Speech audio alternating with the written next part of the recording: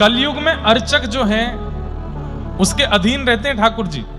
वो पीला पहनाएगा तो पहनेंगे, वो कढ़ी खिलाएगा तो खाएंगे, वो रसगुल्ला खिलाएगा तो खाएंगे, अपनी इच्छा से कुछ नहीं करते। श्रीनाथ जी कहने लगे, हे श्री जी, मैं खिड़की से लांग के कहीं जा रहा हूं, आप गुसाई जी को ये मत बताइए, मुंह को उनते डर लगे। श्री जी बोली, मुंह को संग लेके चलो। बोले एक शर्त पे। बोले क्या? आप बिल्कुल मौन जाओगी और मौन आओगी, कुछ नहीं बोलोगी रास्ते में। बोले कुछ नहीं बोलूंगी, चलो। और ठाकुर जी किशोरी जी को लेकर के सूरदास जी की कुटिया पहुंचे। चुपचाप बैठ करके सूरदास जी एक पद गा रहे थे और धीमे से खिड़की खोल करके धीमे से ठाकुर जी और श्री जी को लेके भीतर आए और एक कोने में आकर के बैठ गए। सूरदास जी गा रहे हैं, तेरो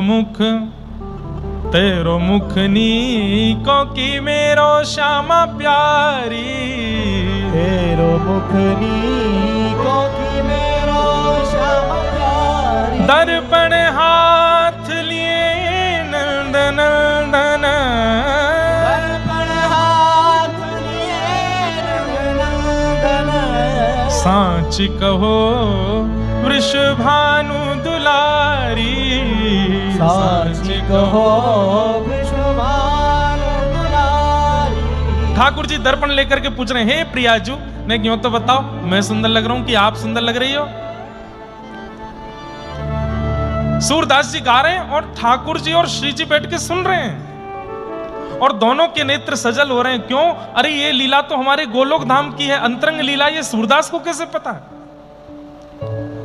ठाकुर जी दर्पण दिखा रहे हैं और श्री जी मुंह बना करके कह रही हैं, हमसे कहो खुद ही क्यों ना देखो, हमसे कहो खुद ही क्यों ना देखो, हम गोरी तुम श्याम बिहारी, हम गोरी तुम श्याम बिहारी, मेरो मुख जैसे चंद उजियारो, मेरो मुख जैसे उजियारो।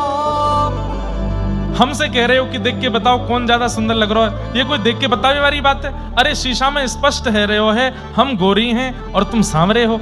अरे तो वो तो मुंह को भी पता है कि मैं सांवरा हूं, नेक तो बताए दो कैसा लग रहा हूं। ज्यादा ही सुनने की इच्छा है रही है तो सुनो। बोले क्या?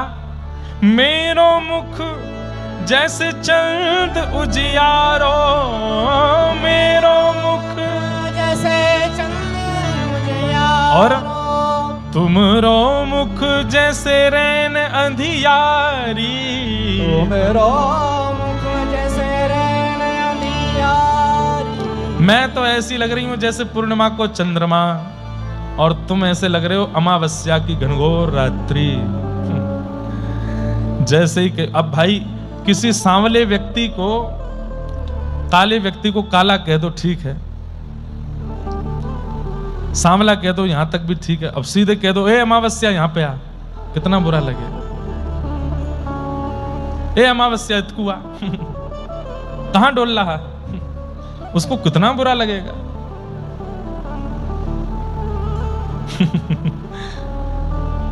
ठाकुर जी तो इतना बुरा मान गए, शीशा वीशा छोड़ के मुंह फुला के बैठ गए। बोले श्री जी ये भी कोई बात है? कारो कह दो, सांवरो कह दो, कोई और बात। कोई अमावस्या बोलता है क्या?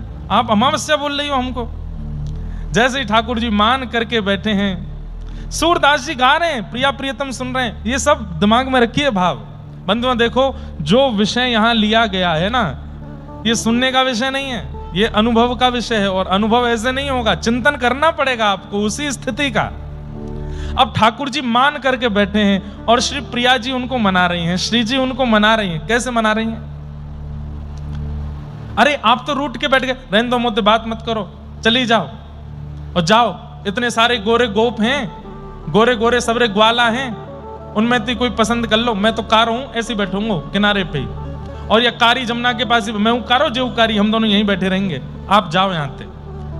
अब श्री जी मना रही हैं, क्या कह रही हैं? अरे नेक मेरी बात तो सुनो। बोले क्या बात है?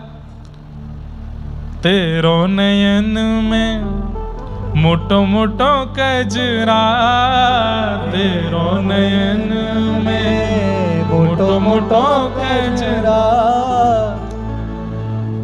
अरे देखो तो कैसो यशोदा मैया ने मोटो मोटो काजल लगाए के भेजो है। ठाकुर जी बोले लो अब जगन्नाथ बन जाऊंगा, मीड़ करके पूरा काजल फैला लियो। वैसे ऐसा हुआ तो नहीं था, लेकिन जब ठाकुर जी ने आंख मीड़ी ऐसे कर लिए तो श्री जी गा गई होंगी, जगन्नाथ जगन्नाथ चक्का नैन चक्काने नीलाचल वारे, तू न संभाले तो हमें कौन संभाले हो।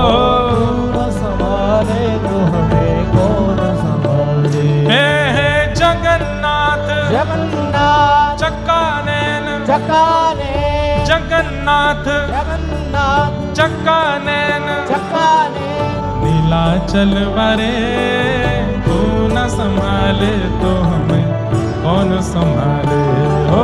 कौन संभाले तो हमें कौन संभाले। बस पद चल रहा है वहीं चलो, ये तो मैंने ऐसे जोड़ दिया अपनी तरफ से। ठाकुर जी बोले मोटो मोटो काजल लो फैला लियो मैंने, और कारो है गो में। अब बताओ, अरे श्याम सुंदर आप इतना ज्यादा मान कर रहे हो, मैं तो एक बात बता रही हूँ, सुनो तो। तुमरो नयन में मोटो मोटो कजरा, तेरो नयन में मोटो मोटो कजरा। हमरे नयन में तुम बनवारी, हमरे नयन में तुम बनवारी। हे श्याम सुंदर ने एक मेरी आंखन में देख के बताइयो काजल लगायो मैंने।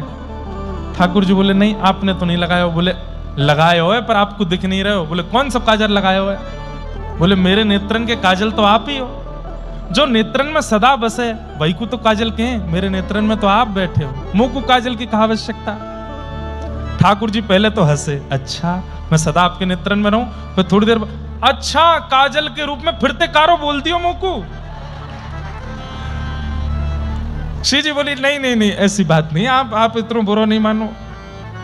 तुम तो नख पे गिरिवर धारो, नख पे गिरिवर धारो। आपने नख पे गिरिराज जी धारण किए, पर आपसे ज्यादा बलशाली मैं हूं। क्यों? हम उर्धार रहे गिरधारी, हम उर्धार रहे गिरधारी। श्री जी बोली आपने तो नख पे गिरिराज जी उठाए, पर गिरिराज जी उठाए भय श्याम सुंदर को गिरिराज सहित हमने अपने चित्त में धारण कियो है ना। आपसे ज्यादा बलशाली हम, हमारे चित्त में आप हो, मेरे नेत्रों में आप हो, मेरे सब जगह आप ही हो श्याम सुंदर, ऐसे बुरा मत मानो। इतने में ठाकुर जी ने मान छोड़ दियो, रूठनो छोड़ दियो, और श्री प्रिया जी और ठाकुर जी दोनों ने एक दूसरे को आलिंगन कियो। सूरदास जी कुटिया में बैठे बैठे गा रहे हैं, सूरदास या छवि की शोभा, सूरदास या छवि की शोभा। इन नैनन सो तरत नटारी, इन नैनन सो तरत नटारी। यहाँ सूरदास जी गा रहे हैं और इतने में ही ठाकुर जी को सिसकियों की आवाज आने लगी। ठाकुर जी बोले ये सिसकी कौन ले रहे हो? देखी तो बगल में श्री जी खूब जोर जोर से नेत्रन से आंसू गिर रहे हैं और कह रहे हैं मोकू इनको नेत्र देने, अभी कृपा करूंगी इन पे। ठाकुर जी बोले नहीं करना, मैंने आपसे कही ना, बोलोगी नहीं कुछ करना। अरे वो सूरदास है, वो नेत्र नहीं है, तभी तो इतना बड़ा भक्त है। नेत्र मिल जाएंगे तो वहां के रस खत्म हो जाएगा, वहां को भाव खत्म हो जाएगा। इसका मतलब क्या है? किसी को ठाकुर जी ने कुछ वियोग दिया है, इसका मतलब उस वियोग से ही उसका निर्माण होगा। मत दो श्री जी। श्री जी बोली चाहे नेत्र नहीं दूं, एक बार या को स्पर्श तो करूंगी, कछु तो कृपा करूंगी। ठाकुर जी बोले तुम्हारे पाम पूजूं, हाथ जोड़ूं, मत करो ऐसा। अरे बाबा है पकड़ लेगो।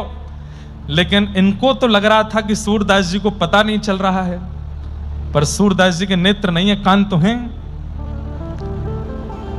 आज सुबह सुबह मंगला दर्शन करने गए थे सूरदास जी, और उस समय जो इत्र की सुगंधी ली थी वही इत्र की सुगंधी पूरी कुटिया में आ रही है। वो तो तभी समझ गए थे कि दोनों आगे बैठ गए हैं। अब सूरदास जी बोले ये तो कृपा करेंगे नहीं, मुझे ही करवानी पड़ेगी। और सूरदास जी बिल्कुल अनजाने से ही बने, लाठी उठाई अपनी और लेकर के चलते चलते खिड़की खोली और दरवाजा खोल के बाहर निकले। श्री जी बोली, अरे बाबा कहीं गिर जाएगो, अरे देखियो कैसे चल रहा है, अरे ये कहीं गिर जाएगो। अरे वो सूरदास है, वहां की उम्र ना देख रही, 70 साल को है क्यों, अभी तक सब चलनो फिरनो सब सब पता हो गली मोहल्ला कौन से हैं। प्रिया जी बोली, मैं तो आज पहली बार मिली हूं, मैं ऐसे नहीं, मैं इनको एक सहारो दे दूं। ठाकुर जी बोले, कोई आवश्यकता नहीं है श्री जी, जल्दी चलो, मंदिर खुलवे वारो है, दर्शन देनो है। अच्छा न एक दूर तक देखन दो, ये कहां जाएंगे। सूरदास जी जानबूझ करके उस रास्ते पर गए जहां आगे गड्ढा गहरा सूखा कुआ था। बोले यहां गिरूंगो, इनके सामने गिरूंगो, ठाकुर जी तो नहीं उठाएंगे, लेकिन आज श्री जी आई हैं, वो उठाए बिन मानेंगी नहीं, और आज उठाएंगी तो बस जीवन भर के लिए उठ जाऊंगा मैं। और सूरदास जी ऐसे चलते जा रहे हैं और चलते चलते चलते आगे जैसे ही कुआं आया, श्री जी बोली, अरे कुआं गिर जाएगा। इतने में तो सूरदास जी गिर गए। अब तो श्री जी बोली, मैं मंदिर नहीं जाऊंगी, जब तक इनको बाहर नहीं निकाल लेंगे मैं नहीं जाऊंगी। ठाकुर जी बोले, चलो। ऊपर कुआं के ऊपर से ठाकुर जी झांक रहे हैं, कैसे निर्दयी हो आप हैं, ये बेचारो आंधरो यहाँ पे पड़ो है, या को निकाल के नहीं जाओगे, निकालो चलो। अब कैसे निकालूं? बोले इतनी बड़ी कारी कमरी ओढ़ रखी है, या को नीचे डारो। बोले इतनी लंबी ना है। बोले लो मेरी चुनरी बांध दो यहाँ में। तो ठाकुर जी की काली कमरी, किशोरी जी की चुनरी, और नीचे डारी रस्सी बन गई, और ऊपर से ठाकुर जी बोले, बाबा आहा, कानों में जैसे स्वर गया। सूरदास जी गिरे हैं, चोट लगी है पर दर्द नहीं हो रहा है। आहा, श्याम सुंदर बोल रहे हैं। बोले ये नाटक कर रहे हैं तो मैं भी नाटक करूं। सूरदास जी बोले, हाँ भैया लाला कौन है? अरे बाबा यहीं पास के गांव को हूं, आप गिर गए हो जा कुआं में, मैंने अपनो पटका डारो है, या को पकड़ के ऊपर को आए जाओ। अच्छा भैया पकड़ तो मैं लूंगो, लेकिन मुंह पे चढ़ो ना जाएगो, मैं पकड़ लूंगो, तुम खींच लो ऊपर। कुआं था तो कुएं में जो रस्सी डालने का वो होता है, उससे ठाकुर जी ने डाला था, तो नीचे गया, जैसे ही पकड़ा, एक बार और सुगंधी ली, वही इत्र की सुगंधी है, श्रीनाथ जी के पटके की सुगंधी है। समझ गए, बोले श्याम सुंदर है, बस एक बार पकड़ में आ जाए। सूरदास जी ने पकड़ लियो।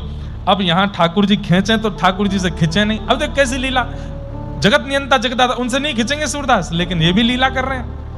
श्री जी से बोले, हे श्री जी खड़ी खड़ी कहाँ देख रही हो, चलो मेरी कमर आप पकड़ो, मैंने ये पटका पकड़ो, आप मुंह को खींचो, मैं आप पटका को खींचूंगा, सूरदास को बाहर निकालें।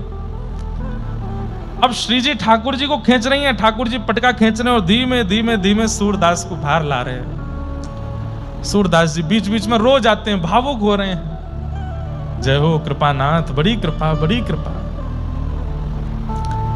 जैसे ही सूरदास जी बाहर आए, बाहर आकर के वो बीच के मार्ग से बस नीचे कूदना था। ठाकुर जी बोले, सूरदास जी ने पटका पकड़ रखा है, ठाकुर जी बोले, हाँ बाबा अब कूद जाओ, पटका दे दो मुझे। ठाकुर जी की आवाज जहां से आ रही थी, सूरदास जी ने उसी दिशा में जोर से छलांग मारी, और ऐसे छलांग मारी पकड़ने की भावना से कि पकड़ में आ जाए। तो ठाकुर जी तो किनारे हट गए, श्री जी के चरणन में जाके गिरे, और दोनों चरण ऐसे पकड़ लिए सूरदास जी ने, और पकड़ करके कस के पकड़ लिए बिल्कुल। अब ठाकुर जी जल्दी श्री जी के हाथ पकड़े, चलो चलो जल्दी चलो, और श्री जी ने जल्दी जल्दी अपने चरण हटाए। जैसे ही दौड़ने लगी तो एक नूपुर वहीं सूरदास जी के पास ही रह गया। सूरदास जी ने चुपचाप वो नूपुर उठाए करके अपनी अंटी में दबाई लियो। अब जैसे ही ठाकुर जी श्री जी को लेकर दौड़े, यहाँ सूरदास जी बोले, कहाँ है भैया लाला, अरे मुंह को निकारवे वारो, कहाँ चलोगो भैया? दूर से ठाकुर जी चिल्ला रहे, बाबा मेरी मैया बुला रही है, फिर कभी आऊंगो। लेकिन किशोरी जी बोली, श्याम सुंदर, हाँ मेरी एक पाजेब कहाँ है? ठाकुर जी ने नीचे देखो, बोले अब रह गई होगी, कहीं गिर गिराई गई हो, छोड़ो वाकु छोड़ो, सुनो ये संध्या को समय है वारो है, मंदिर खुलवे वारो है, गुसाई जी अभी आके कपाट खोलेंगे, वहां मैं और आप नहीं मिले तो बड़ी हमारी जो है का बड़ी डांट पड़ेगी, आश्चर्य रह जाएगा, जगत में बात फैल जाएगी, जल्दी चलो। श्री जी बोली, पहले मेरी नूपुर लाओ, वह नूपुर को पहन के जाऊंगी, वहां के बिना नहीं जाऊंगी। ठाकुर जी बोले, मैं यही मारे ना लेके आऊं आपको, आज पूरा विलंब करा दियो कोरो। अब अनूपुर ढूंढे, सब जगह ढूंढते ढूंढते ठाकुर जी गए तो सूरदास जी बैठे हैं चुपचाप। ठाकुर जी बोले, बाबा हाँ भैया लाला, अरे मैं वही हूं, आपको निकाल के गए हो। अच्छा क्या बात है लाला? बोले, मेरी सहेली आई संग में, वह सहेली को एक नूपुर गिर गए, आपने देखो? अरे लाला, मैं तो सूरदास हूं, नेत्र ही ना है मेरे, मैं कहां से दिख सकूं? बाबा ए बताए तो तुम्हारी ने कछु नजर में पड़ो? तो बोले नजर है ही ना लाला, कहां से पड़ेगो? ठाकुर जी ने तभी देखा तो अंटी में से थोड़ा सा नूपुर निकल रहा था। बोले बाबा ये तुम्हारी अंटी में लगो तो है, यही तो है नूपुर। बोले अच्छा ये? बोले हाँ, ये तो अभी मोकू जो निकारवे आए उनकी सखी को है। तो बोले बाबा मैं वही तो हूं। बोले मैं कैसे मानूं तुम वही हो? अभी मैं तुम्हें दे दूं और फिर बाकी बात फिर कोई छोरा आयो आके बोलो मैंने तुम निकारे मेरी सखी को नूपुर गिर को दो, मैं तो कहूंगा कि मैं तो दे दियो। बोले अरे तुमने कोई और को दे दियो, वो तो मेरी सखी को है, मैं कैसे जानूं कि तुम्हारी सखी है? कैसे जानोगे? बोले एक नूपुर तुम्हारे पास है, एक नूपुर मेरे पास है, एक की पहचान करा दो, दूसरा ले जाओ। वह सखी को लेके आओ और बातें कहो, अपनो एक नूपुर की पहचान मुंह को करा दे, मैं दूसरा दे दूंगा। किशोरी जी गई, बाबा दूर से सुन लो नूपुर की आवाज और आवाज से आवाज मिला लो। सूरदास जी बोले मेरे कान कमजोर हैं, आके स्पर्श करा दो, स्पर्श कर लूंगा तो पता कर लूंगा यही है तो पहना दूंगा। किशोरी जी गई और जैसे ही जाकर करके अपने पैर को स्पर्श करायो, सूरदास जी ने दूसरे पैर में नूपुर पहनाना शुरू किया। ठाकुर जी कान में बोले नूपुर पहनते ही भाग लियो, ये बाबा पकड़ लेगो। श्री जी बोली हाँ ठीक है। जैसे ही नूपुर पहनाया, श्री जी जैसे ही दौड़ने लगी, सूरदास जी ने फिर से दोनों चरण पकड़ लिए। बोले आज नहीं छोड़ूंगा, बिल्कुल नहीं छोड़ूंगा। अरे लाला तू को जावे की जल्दी, तू चलो जा, श्री जी को नहीं छोड़ूंगा। अरे बाबा इनको तो छोड़ना पड़ेगा। बोले एक शर्त पे छोड़ूंगा। बोले कैसे? मुझको दर्शन दो दोनों, आज मुझको प्रत्यक्ष दर्शन दो तो ही जान दूंगा, नहीं तो नहीं जान दूंगा। ठाकुर जी और श्री जी दोनों सामने थाड़े हैं। सूरदास जी के नेत्रों पर भगवान ने हाथ फेर दिए, सूरदास दर्शन करो।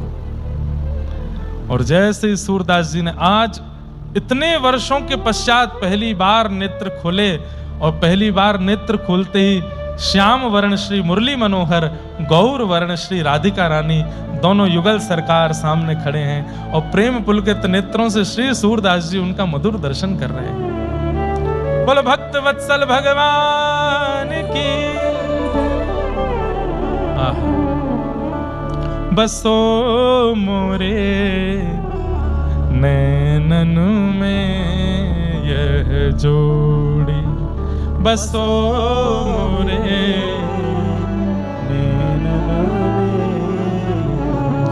नव दुल्हे ब्रजराज सांवरो, नव दुल्हे ब्रजराज सांवरो, दुल्हन राधा गोरी, दुल्हन राधा गोरी, बसो मोरे नैनन में यह जोड़ी, बसो मोरे नैनन में। हित हरिवंश करीन्यो छावर, हित हरिवंश करीन्यो छावर, चिरजीवो यह जोड़ी, चिरजीवो यह जोड़ी, बसो मोरे नैनन में यह जोड़ी, बसो मोरे नैनन में यह जोड़ी। आहा, प्रेम से दोनों का दर्शन किया, खूब उमड़ घुमड़ के दर्शन किए, खूब रोए चरणों से लिपट लिपट के, और अंत में खूब नैन भर के निहार के नेत्र बंद कर लिए और ठाकुर जी से कहा अब मुझे पुनः नेत्रहीन कर दो, फिर से अंधा कर दीजिए। अरे सूरदास कहा मांग रहे है? बोले यही चाहिए, अब आपको देख लिया, अब और किसी को नहीं देखना है, अब आप तो दिख करके चले जाओगे, अब मैं दुनिया देखता रहूंगा, इसमें मेरी रुचि नहीं है, आप दिख गए बस, अब और कुछ नहीं दिखना है, बस पुनः अंधा कर दो। और ठाकुर जी की कृपा, सूरदास जी को दर्शन हुए, पुनः सूरदास वैसे ही हो गए जैसे हैं। ऐसे सूरदास जी पर ठाकुर जी की अहितु की कृपा हुई। अद्भुत कृपा हुई।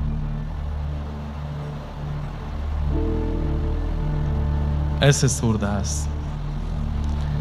लेकिन ये कृपा बंधुओं, अभी तक भी मैं ये बात कहता रहूंगा कि ये कृपा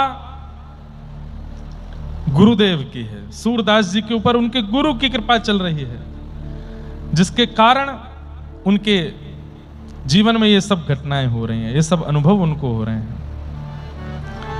इस प्रकार श्री प्रिया प्रियतम ने उनको वहां से दर्शन करके प्रस्थान किया। एक दिन गोस्वामी बालकों के मन में आया कि सूरदास जी रोज मंदिर में आते हैं और जैसी झांकी होती है वैसा ही पद गा करके सुना देते हैं। आपस में गोस्वामी बालकों ने कहा, हमको तो लगता है सूरदास पहले ही पता कर लेता है, रात्रि में ये किसी अंदर के मंदिर के भीतरिया से पूछ लेता है कल कौन सी पोशाक होगी, कौन सा श्रृंगार होगा। हमें विश्वास नहीं हो सकता कि सूरदास बिना नेत्रों के ठाकुर जी की झांकी का वर्णन कैसे गा देता है।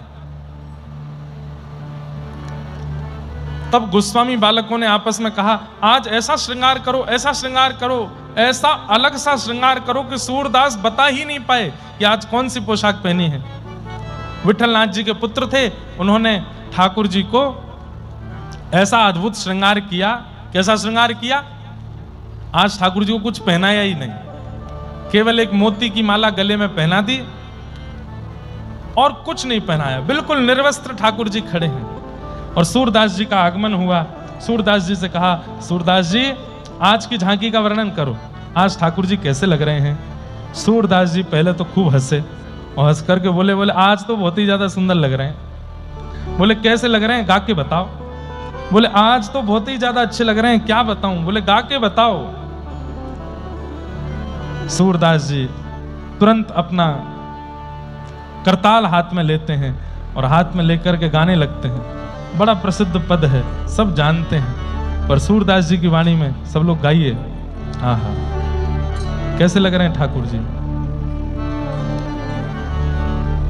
देखे नंगम नंगा आज हरि, देखे नंगम नंगा आज हरि, देखे नंगम नंगा आज हरि, देखे आज हरि, देखे नंगम नंगा आज हरि, देखे आज हरि, देखे नंगम नंगा आज हरि, देखे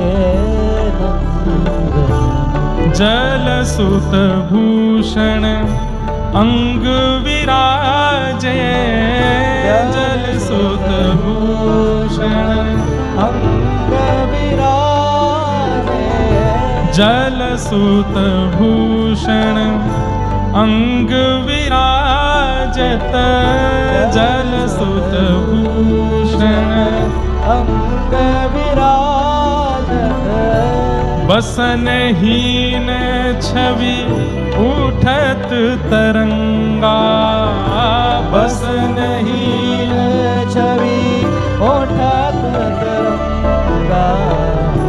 सूरदास जी क्या कह रहे हैं? जल सुत भूषण अंग विराजे। जलसुत किसको कहते हैं? जलसुत कहते हैं कमल को, और जलसुत कहते हैं मोती को। जल सुत, सुत यानी कि बेटा, जल से जिसका जन्म हो, कौन है वो? मोती। मोतियों की माला गले में पहनी। अब देखो ये सूरदास जी का कवित्व है। मोतिन माल गले उर साजे, ऐसा भी गाया जाता है, लेकिन मूल पद में सूरदास जी क्या कह रहे हैं? जल सुत भूषण अंग विराजे, जल सुत भूषण अंग विराजे।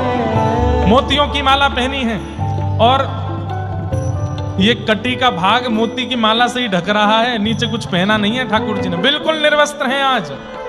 मोतीन की ही माला है, मोतीन के ही बाजूबंद, मोती के कड़ूला, मोती की ही कौंधनी है, मोती के ही पांव में नूपुर है, सब कुछ मोती का धारण किया है।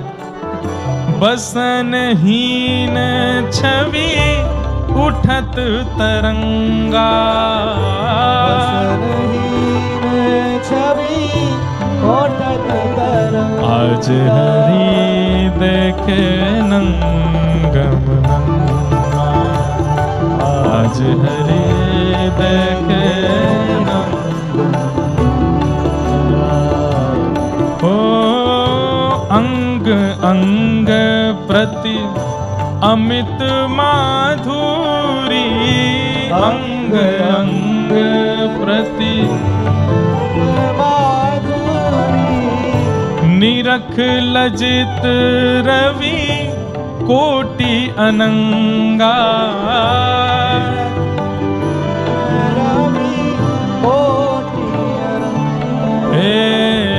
निरख लजित रवि कोटि अनंगा। अरे और दिन के श्रीनाथ जी के स्वरूप पर तो एक सूर्य न्यौछावर होता होगा, लेकिन आज बिना वस्त्रों के ये जो लाला खड़े हैं नंगम नंगा बनकर के, इन पे तो कोटि कोटि सूर्य एक साथ न्यौछावर हो रहे हैं, अपनी रूप माधुरी अपने तेज पर लज्जित हो रहे हैं। इतने सुंदर ठाकुर जी आज लग रहे हैं, क्या वर्णन करूं। जैसे ही सूरदास जी गा रहे थे, बंधुओं बहुत ध्यान से सुनिएगा, सूरदास जी ने जैसे ही गाया आज हरि देखे नंगम नंगा, तो जितने लोग दर्शन कर रहे थे सब दर्शन करना भूल गए, सूरदास जी की तरफ देखने लगे। ये कैसे बता देते हैं, इनको कैसे पता चल जाता है कि ठाकुर जी ने क्या पहना क्या नहीं पहना।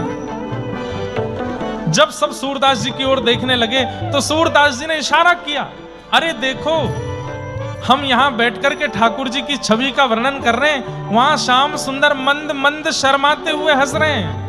आज नंगम नंगा गुसाई जी ने खड़े कर दिए हैं, ठाकुर जी शर्मा रहे हैं, मुस्का रहे हैं, श्रीनाथ जी की दतुइयां दिख रही हैं, देखो देखो। और उस दिन एक क्षण के लिए जितने वैष्णव थे सबने श्रीनाथ जी के दांत देखे, दतुइया देखी, कैसे मुस्कुरा रहे हैं लाल जी।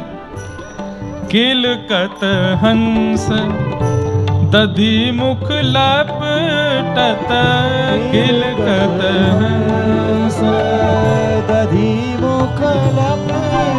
हे सूर हसत ब्रज युवतिन संगा, सूर हसत ब्रज युवतिन संगा। आज हरि देखे नंगम नंगा, आज हरि देखे आज हरि देखे नंगम नंगा, आज हरि देखे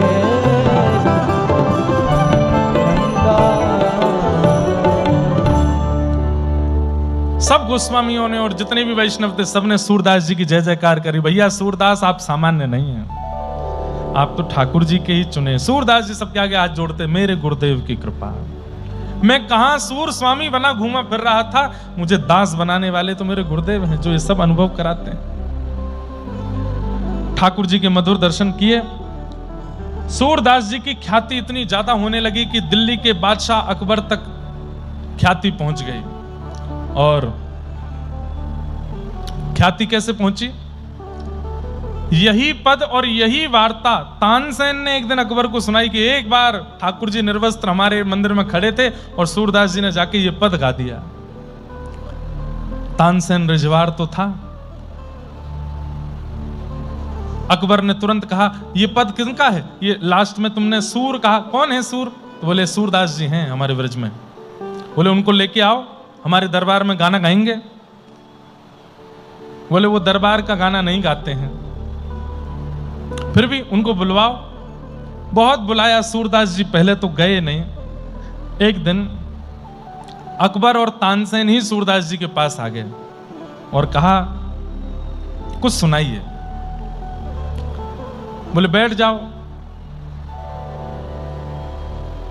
मन रे माधव सो कर प्रीत, ये पद सुनाया। हे मन, तू माधव से प्रीति कर। ये पद सुनाया। एक पद सुनने के बाद अकबर के नेत्र बंद रह गए। थोड़ी देर बाद बोला, एक और सुना दीजिए। मन में ना ही रहो अब ठौर, एक और पद सुनाया। अकबर तो इतना प्रसन्न हो गया, बोले कि महाराज आप इतना अच्छा गाते हैं, मैं क्या दे दूं आपको? बोले बस यही दे दो कि बस दोबारा हमारे सामने मत आना, ये दे दो। हम जिनको रिझाने के लिए गाते हैं बस वही हमसे प्रसन्न रहें और कुछ नहीं चाहिए। लेकिन एक घटना घटी बंधुओं, बहुत ध्यान से सुनिएगा। अकबर की एक पत्नी थी, उसका नाम था जोधाबाई, नाम सब जानते हैं। जोधाबाई नित्य यमुना जी जाया करती थी दीपदान करने के लिए दिल्ली में। कृष्ण भक्त थी जोधा। एक दिन जोधाबाई जब यमुना प्रणाम करने के लिए गए तो यमुना जी के तट पर कपड़े में लिपटी हुई एक छोटी सी बालिका जोधाबाई को मिली और उसका रूप देख करके उसका इतना सुंदर भाव देख करके उस छोटी सी बालिका को जोधाबाई ले आई और ला करके अपने यहां रखा। 12-13 वर्षों तक अकबर को पता नहीं चलने दिया कि वो किसी बालिका का लालन पालन कर रही है। क्यों? मुगल शासक है, स्त्री और कन्या ये सब सुरक्षित नहीं रहती थी मुगलों के समय पर। जोधाबाई जानती है कि अगर पता चल गया कि मेरे पास ये छोटी सी पुत्री है, ये धीरे धीरे बड़ी होगी, राजा इससे भी निकाह कर लेगा, ये बादशाह ऐसा है, पर मैं इसको ऐसा नहीं होने दूंगी, इसको प्रेम से रखूंगी अपने पास। और जोधाबाई उसको अपने साथ रखती थी, ठाकुर जी की भक्ति करती, ठाकुर जी का भजन करती और ठाकुर जी का श्रृंगार करती, तो वो बालिका संग में रहती। और जब जब अकबर आता था तब तब पहले योजना बना के उसको कहीं भेज दे। वो इतना व्यस्त रहता था, उसकी अनेक पत्नियां थी, तो जोधाबाई को ज्यादा दिक्कत हुई नहीं। एक दिन जोधाबाई बड़ी उदास बैठी थी, तो इनकी पुत्री ने पूछा, क्या बात है, आप इतनी उदास क्यों बैठी हैं? तब वो बोली कि इतने दिन हो गए मैं ठाकुर जी का भजन करती हूं, पर आज तक कुछ अनुभव मुझे नहीं हुआ। तो छोटी सी बालिका बोली, मां बस इतनी सी बात, चलो मेरे साथ। और वो छत पर लेकर के गई और छत पर ले जाकर के उसने ऐसे इशारा करके बताया, सामने देखती रहना, जैसे सूर्य इतने अस्त होनेंगे तभी वहां गैयों का झुंड आएगा और उसी झुंड के बीच में श्याम सुंदर आएंगे, आपको दर्शन कराती हूं।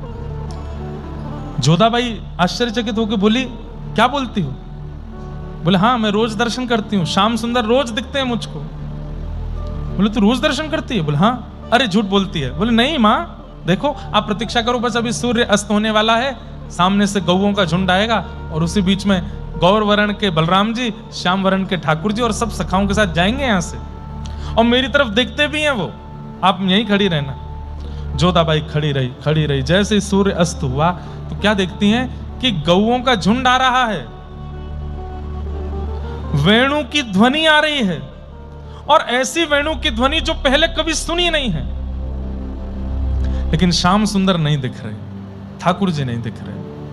जोधाबाई बोली, मुझे गैया दिख रही हैं, मुझे वेणु का रो सुनाई दे रहा है, पर श्याम सुंदर तो नहीं। अरे मां देखो ना, वही तो हैं, मुझे नहीं दिख रहे हैं।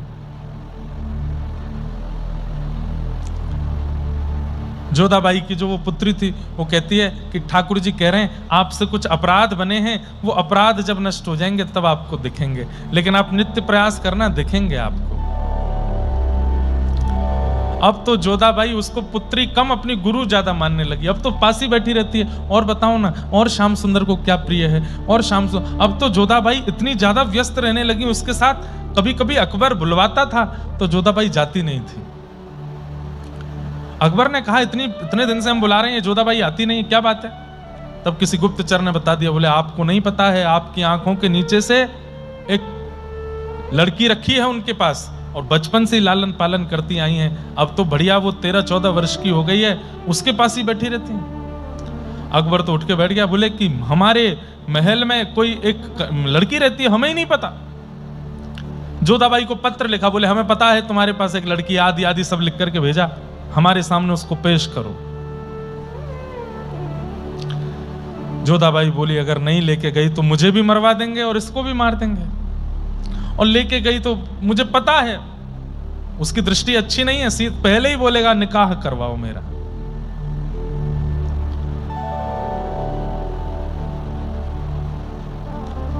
अंत में जोधाबाई पर और कोई रास्ता नहीं था तो लेके गई उस पुत्री को।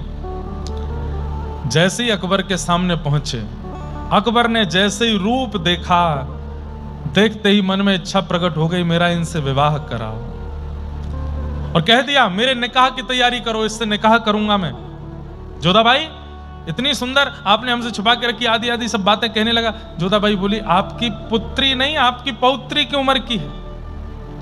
बोले हम बादशाह हिंदुस्तान है, हमारे लिए कोई छोटा बड़ा नहीं, इससे विवाह करेंगे। जैसे ये प्रस्ताव दिया तुरंत बादशाह को अपने हाथ की उंगली से लेकर के पैर के नखून तक, सिर तक, सब जगह ऐसी अनुभूति होने लगी मानो जैसे किसी ने अग्नि लगा दी हो। जैसे अग्नि पर जलने पर जलन होती है, ऐसे पूरे शरीर में जलन होने लगी। बड़े बड़े वैद्य आ गए, बड़े बड़े ज्योतिषी मनीषी आ गए, बड़े बड़े झाड़ फूंक करने वाले आ गए, लेकिन बादशाह को कोई ठीक नहीं कर पाया। तभी एक हिंदू महात्मा गए, उन्होंने बादशाह की स्थिति देखी, लाल पड़ गया है पूरा और दाने दाने प्रकट हो गए और बस करहा रहा है, रो रहा है कि मेरे को पूरे शरीर में जलन हो रही है।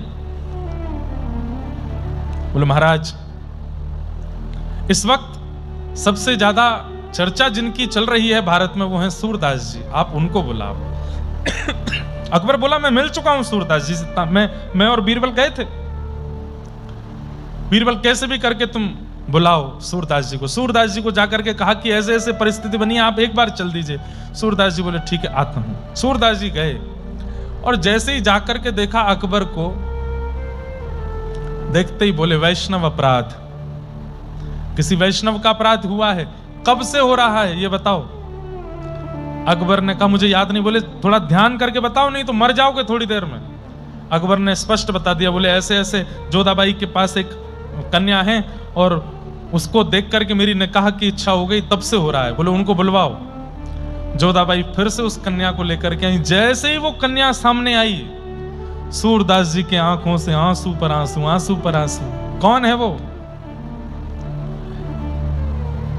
पूर्व जन्म में सूरदास जी उद्धव थे और कथा बड़ी प्रसिद्ध है। कल भी मैंने थोड़ी सी संकेत में कही थी कि ये निकुंज में प्रवेश करना चाह रहे थे, तब ललिता विशाखा ने इनको रोका था कि ये प्रिया प्रियतम का निकुंज है, उद्धव यहां मत जाओ। तो उद्धव बोले मैं सखा हूं भगवान का, मैं कहीं भी जा सकता हूं। बोले कहीं भी जा सकते हो पर निकुंज में नहीं जा सकते। नहीं माने, उद्धव जबरदस्ती प्रवेश करने लगे। तब ललिता जी ने श्राप दे दिया तुम नेत्रहीन हो जाओ। उद्धव जी नेत्रहीन हो गए। तभी उद्धव जी ने श्राप दे दिया तुम भी एक मिलेच्छ के घर में जाओगी और वहीं पलोगी बढ़ोगी। सूरदास जी पहचान गए, अरे ये तो ललिता जी हैं, ये साक्षात कृष्ण की, साक्षात किशोरी जी की सखी सहचरी हैं ललिता जी। और सूरदास जी की और ललिता जी की एक मीठी बात वार्ता हुई।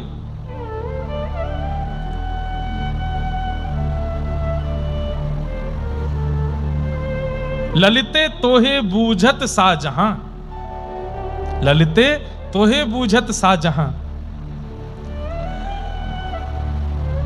अरे ललिते, ये राजा तेरे बारे में पूछ रहा था।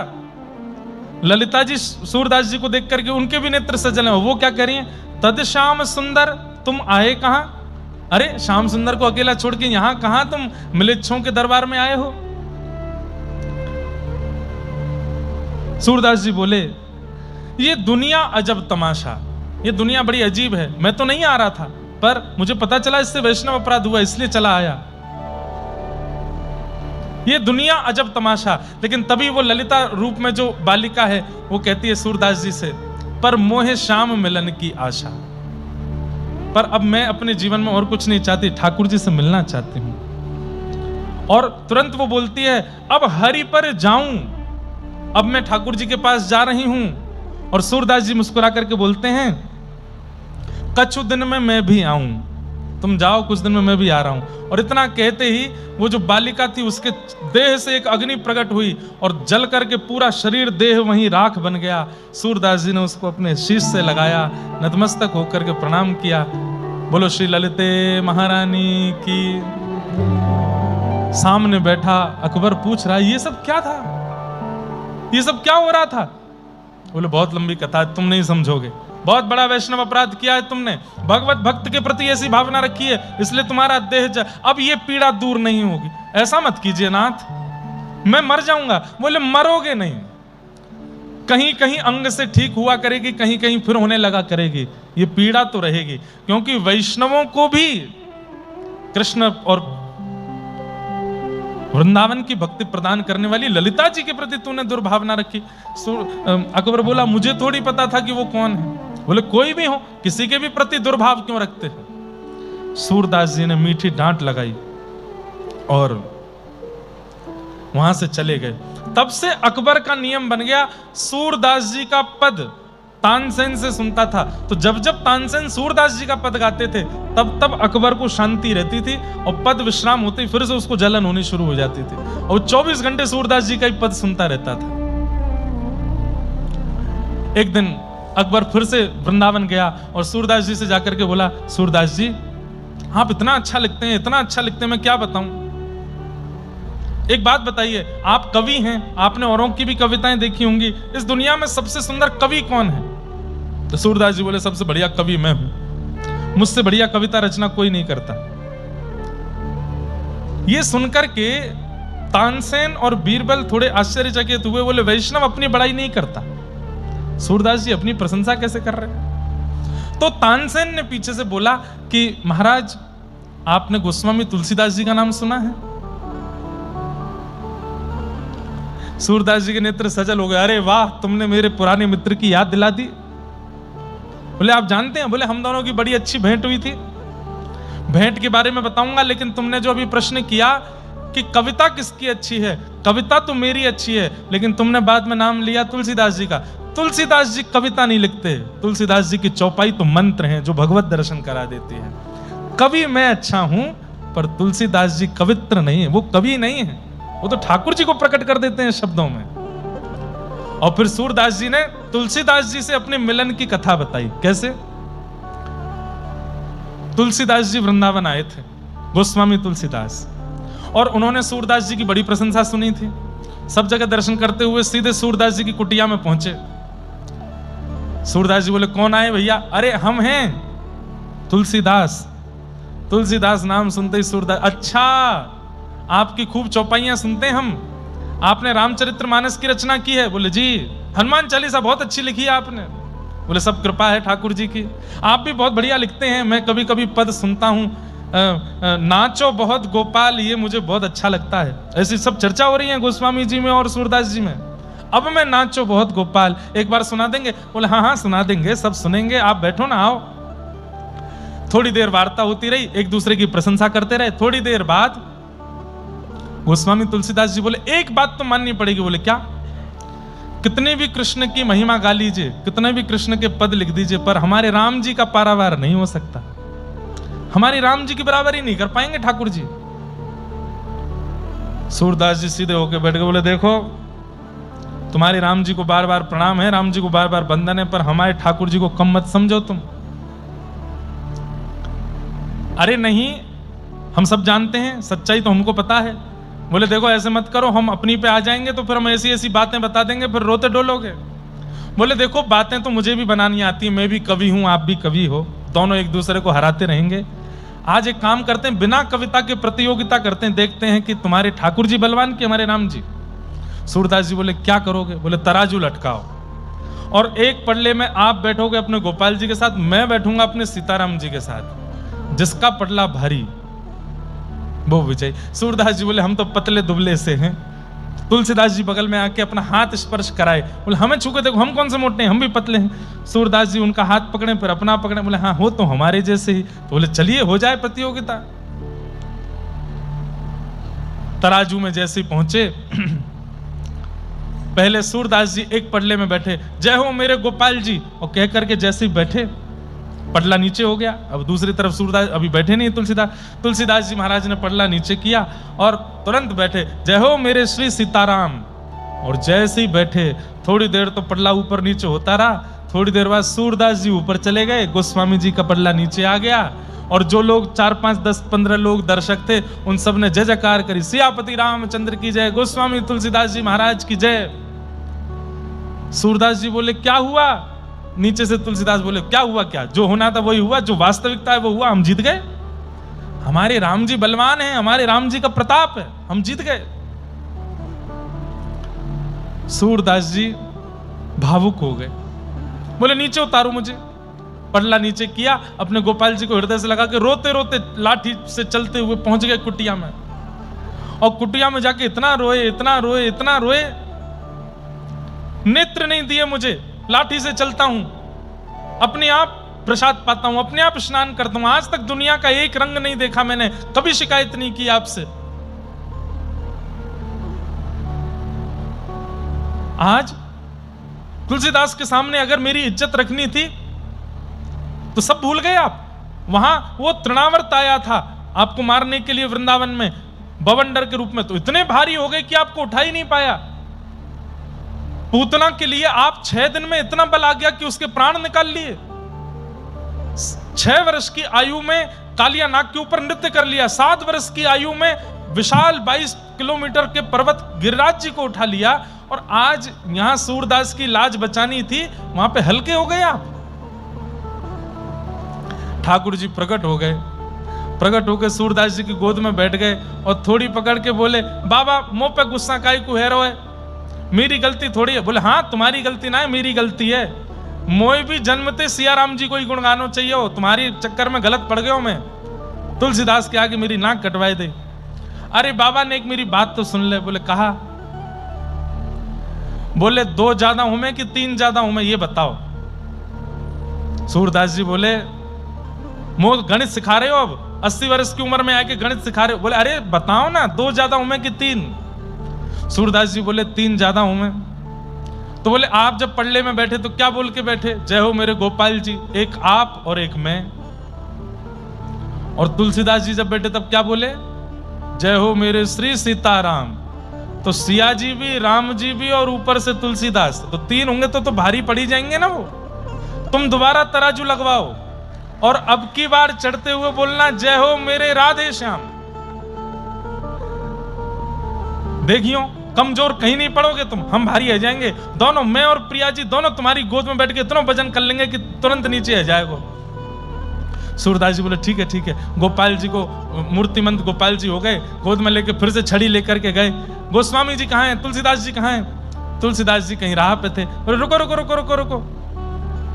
अच्छा तो अयोध्या चलने के लिए आए हो हमारे साथ? ठाकुर जी को छोड़ करके अब सीताराम जी को भजोगे इसीलिए आए हो? बोले ऐसे कैसे छोड़ देंगे, क्यों आए हो?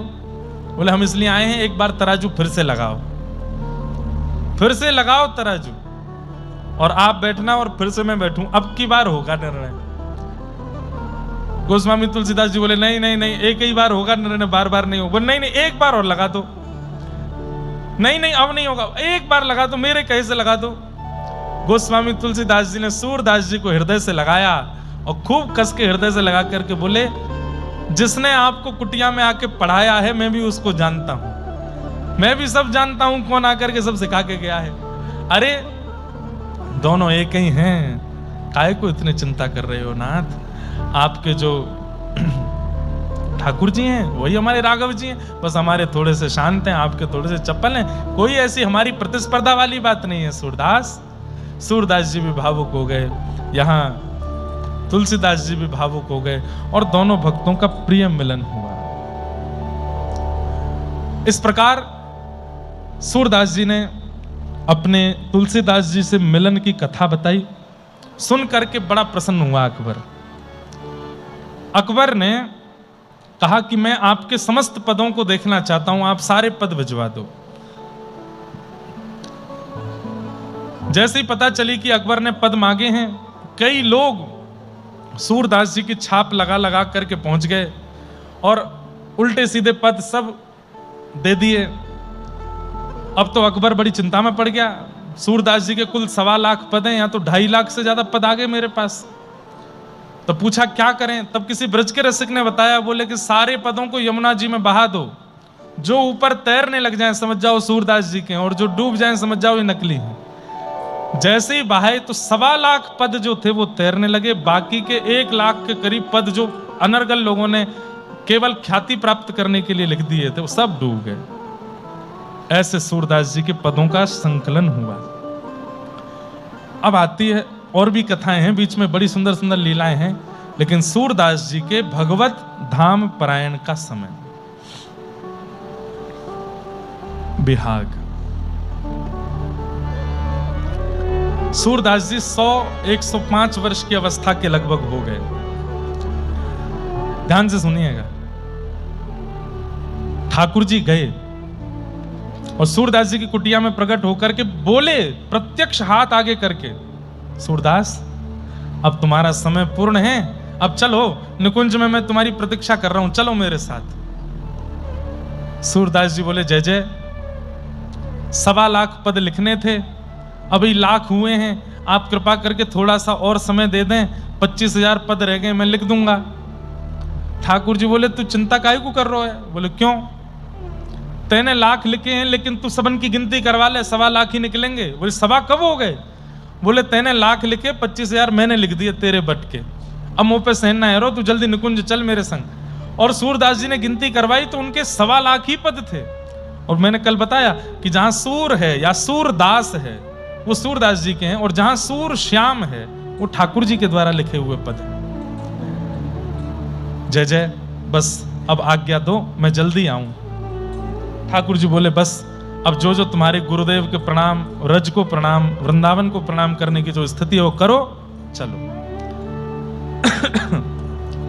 यहां नित्य मंगला दर्शन करने के लिए श्रीनाथ जी जाते थे गोवर्धन में, लेकिन आज गोसाई जी ने कहा, भाई आज सूरदास नहीं आए। तब सबने कहा, आज स्वास्थ्य ठीक नहीं है सूरदास जी का, और सूरदास जी अपने लगभग अब अंतिम श्वास ले रहे हैं। तो गोसाई श्री विठलनाथ जी ने पूरे गोवर्धन में हल्ला करवाया। बोले, क्या? बोले, पुष्टि मार्ग का, भक्ति मार्ग का, भक्ति पथ का जहाज अब प्रस्थान कर रहा है। जिसको जाके मिलना हो, जिसको जाके देखना हो, जिसको जाके प्रणाम करना हो, सब कर लो। जहाज हैं, इनको पुष्टि मार्ग का जहाज कहा गया, भक्ति का जहाज। जो बैठ गया सूरदास जी के पदों में, सूरदास जी के पद का जिसने आश्रय ले लिया, ये जहाज ठाकुर जी के चरणों तक पहुंचा के ही छोड़ेगा। ऐसा सूरदास जी के पदों की रचना है। हम तो प्रार्थना करते हैं, मीराबाई, गोस्वामी तुलसीदास, सूरदास, इनके नित्य एक पद, कभी विनय पत्रिका उठाया कीजिए गोस्वामी तुलसीदास जी की, उसको गाया कीजिए। सूरदास जी का सूर सागर मंगा लीजिए, रोज एक पद गाओ। मीराबाई के रोज एक पद गाओ। आप अनुभव करेंगे जीवन की गति इनकी कृपा से ही सुसज्जित हो जाएगी ठाकुर जी के चरणों के लिए। गोसाई जी ने हल्ला कर दिया पूरे गोवर्धन में कि भैया भक्ति का जहाज अब प्रस्थान कर रहा है, जिसको बैठना हो बैठ जाओ। सब लोग इकट्ठे हो गए। सूरदास जी महाराज कैसे लेटे थे? दंडवत जैसे करते हैं ना, सीधे पट्टे लेट करके ऐसी स्थिति में लेटे थे। गोसाई जी ने आकर के कहा, सूरदास ऐसे क्यों लेटे हो? बोले, मैंने जीते जी कभी व्रज की रज को पीठ नहीं दिखाई, कमर नहीं दिखाई, आज भी नहीं दिखाऊंगा। लेकिन तभी गोसाई जी ने उनको अपनी गोद में लिटा लिया और सूरदास जी के नेत्र बंद हैं, मुख पर अत्यंत प्रसन्नता है। पूरा गोवर्धन सुंदर सुगंध से सुगंधित हो रहा है। क्यों? प्रिया प्रियतम दोनों आए हैं लेने के लिए सूरदास को। गोसाई श्री विठलनाथ जी ने तुरंत कहा, सूरदास जी तुम्हारी मन की स्थिति क्या है? मन में क्या चल रहा है, जरा बताओ। और सूरदास जी अपने मन की स्थिति का वर्णन कर रहे हैं। बाली बाली हूँ, बाली बाली हूँ, कुंवरी राधिका। किसका स्मरण कर रहे हैं? किशोरी जी का स्मरण कर रहे हैं। और अपनी अंतिम स्थिति में श्वास निकलने वाली है सूरदास जी की, और सूरदास जी कह रहे हैं मैं ऐसी किशोरी जी की बलि बलि जा रहा हूं। कैसी किशोरी जी? जिन्होंने नंद सुवन को अपने मोह किया है, अपने बल में, अपने बस में कर रखा है। ऐसे हमारे पंडित श्री जसराज जी बहुत सुंदर इस भाव को गाते थे। वो अपनी अंकिता बहन आती हैं तो उनसे मैं गवाया है। आप भी गाते हैं ये भाव, गाए हैं ये वाला भाव, बलि बलि हूं कुंवर राधिका। पंडित जसराज जी का ये धुन, ये कंपोजिशन उन्हीं की है। उन्होंने सबसे ज्यादा सूरदास जी के पद गाए हैं पंडित जसराज जी ने, तो उनका ये पद है। और ये सूरदास जी का अंतिम पद है। 3 पद अंत में गाए, उनमें पहला पद ये वाला गाया, बलि बलि हूं, बलि बलि हूं कुंवरी राधिका, नंद सुवन जासों रति मानो, बलि बलि हूं, बलि बलि हूं कुंवरी राधिका, नंद सुवन जासों रति मानी हो, बलि बलि हूं। वे अति चतुर तुम चतुर शिरोमणि, प्रीति करी कैसे रही छानी, तेजो धारत तन कनक पीठ पता, सो तो सब तेरी गति थानी, बलि बलि हूं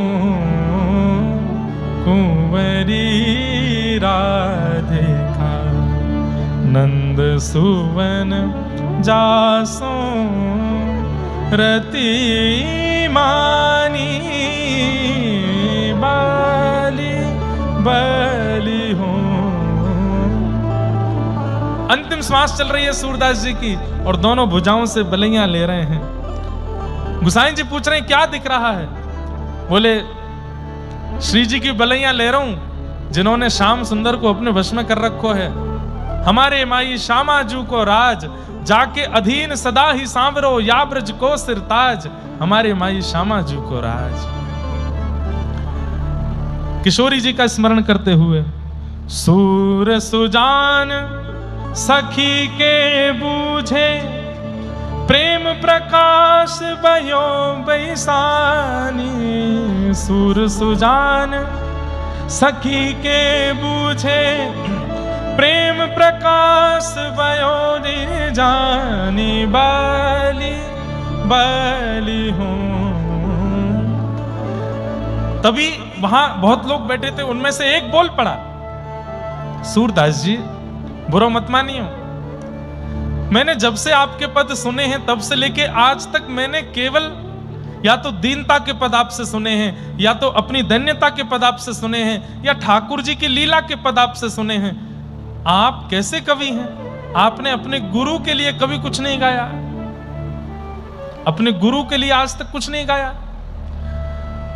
सूरदास जी बोले तुम्हें प्रिया प्रियतम दिखते थे, तुम्हें श्याम सुंदर दिखते थे, तुम्हें दीन बंधु दीनानाथ दिखते थे, पर मुझे मेरे गुरु ही मुकुट पहन करके ठाकुर जी के रूप में दिखाई देते थे। मुझे मेरे गुरु ही कभी कभी चुनरी ओढ़ करके श्री जी बन के आते हुए दिखाई देते थे। अरे ये सूर की भाषा है, समझना मुश्किल है। मैंने प्रिया प्रियतम को तो देखा ही नहीं है, अपने गुरु को ही प्रिया प्रियतम के रूप में देखा है। मेरे गुरुदेव श्रीमन महाप्रभु श्री वल्लभाचार्य महाप्रभु ही कभी कृष्ण बन के आते थे, कभी प्रिया जी का रूप धारण करके मेरे चित्त में आते थे। उनकी झांकी को ही मैंने गाया है। अंत में जाते जाते भेद खोल दिया सूरदास जी ने, जीवन भर नहीं बताया ये बात। अंत में बता दिया कि मैंने तो अपने गुरु को ही देख करके गाया है, मैं तो गुरु स्तुति ही गा रहा हूं, पर गुरु ही वंशी बजा रहा है तो मैं क्या करूं। मैं तो गुरु स्तुति ही गा रहा हूं, पर गुरु ही रास रचा रहे हैं तो मैं क्या करूं। मैं तो गुरु स्तुति ही गा रहा हूं, पर मेरे गुरु ही सुंदर चुनरी पहन करके और श्री प्रिया जी की तरह मान ठान रहे हैं तो मैं क्या करूं। और सूरदास जी ने फिर अंतिम पद गाया अपने जीवन का, सब लोग मेरे पीछे दोहराइएगा, आश्रय का पद। दृढ़ इन चरणन केरो भरोसा, दृढ़ इन चरणन केरो, दृढ़ इन चरणन केरो भरोसा, दृढ़ इन चरणन केरो। श्री वल्लभ नख चंद्र छटा बिन, श्री वल्लभ नख चंद्र छटा बिन, सब जग माही अंधेरो भरोसा, दृढ़ इन चरणन केरो, दृढ़ इन चरणन केरो भरोसा, दृढ़ इन चरणन केरो।